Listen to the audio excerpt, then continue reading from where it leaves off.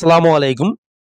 আজকের ভিডিওতে আমি দেখাবো আপনাদের গুরুত্বপূর্ণ ছবি এবং ভিডিও ডিলিট হয়ে গেলে সেটা কিভাবে রিকভার করবেন বা ফিরিয়ে আনবেন।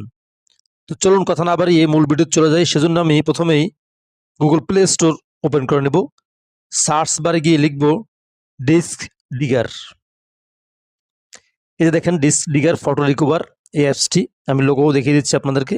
এই অ্যাপসটি আপনি ইনস্টল করে নেবেন এবং যতগুলো পারমিশন চাই সব পারমিশন দিয়ে আপনি এটাকে ওপেন করে নেবেন। ওপেন করার পর দেখেন এমন একটা ইন্টারফেস আপনার সামনে চলে আসবে। এখানে দুটো অপশন দেখাচ্ছে, দেখেন search for lost photo, search for lost video. আপনি যদি ভিডিও রিকভার করতেছেন তাহলে নিচেরটা, আর যদি ছবি রিকভার করতেছেন তাহলে উপরেটা আপনাকে টাচ করে দিতে হবে। আমি এটাকে টাচ করে দিয়ে আবার ফিরে আসতেছি। দেখেন এমন একটা ইন্টারফেস চলে আসবে। এখন কিন্তু ডিলিট হওয়া ছবিগুলোকে কালেক্ট করতেছে, একটু অপেক্ষা করুন।